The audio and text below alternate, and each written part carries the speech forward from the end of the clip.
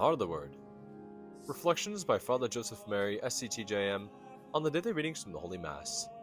Friday of the 14th week of Ordinary Time. The Victory of Christ. God bless you, dear family. Today in the Heart of the Word, in Matthew chapter 10, Jesus continues to speak to us and to form us for mission. He tells us, "Behold, I send you like sheep among wolves.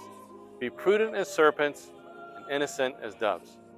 So how can a sheep protect itself from the wolves? Jesus identifies two traits that are necessary. First, we are to be prudent as serpents. As St. John Chrysostom said in his commentary on this verse, a snake, when threatened by an aggressor, will surrender its entire body, but never its head. Jesus is referring to the clarity of our concepts and the illumination of our conscience. No matter how difficult a situation may be, the way of the Lord will always preserve the truth of the faith and the truth about things in themselves. This means that the faith is our first protection against the wolves, because the faith reveals the path to God, which is eternal life. With the light of faith, we also receive the gifts of knowledge and fortitude. Knowledge helps us to see created things as God sees them. And God creates everything for a purpose. For example, God created man in his image.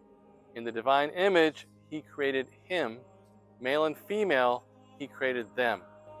The gift of knowledge helps us to understand God's original intention for marriage and the dignity and complementarity of man and woman. And the gift of fortitude helps us defend and teach it. Jesus also says we must be innocent as doves. This means to keep our hearts pure, free from grave sin, and free from fear and anger and resentment. Even if someone criticizes us strongly, we always want to keep our hearts open to God and desire what He desires for them, which is salvation. Jesus says, "Blessed are the pure of heart, for they will see God. And because they see God, they will also see their neighbor." The Lord sends us as lambs among wolves, which means we cannot fight the world the same way the world fights the gospel. Ultimately, the only victory for the Christian is to share in the victory of Christ. We must be prudent as serpents and innocent as doves, to trust in the power of the truth and to love with a pure heart. And that is our path, and that is also our mission. Let us listen to these words of Mother Adela. May we be like Our Lady, custodians of the gospel. May we guard it with profound contemplation to allow ourselves to be consumed by it, so that going out in haste across the mountains of this world, we may bring Christ to many hearts.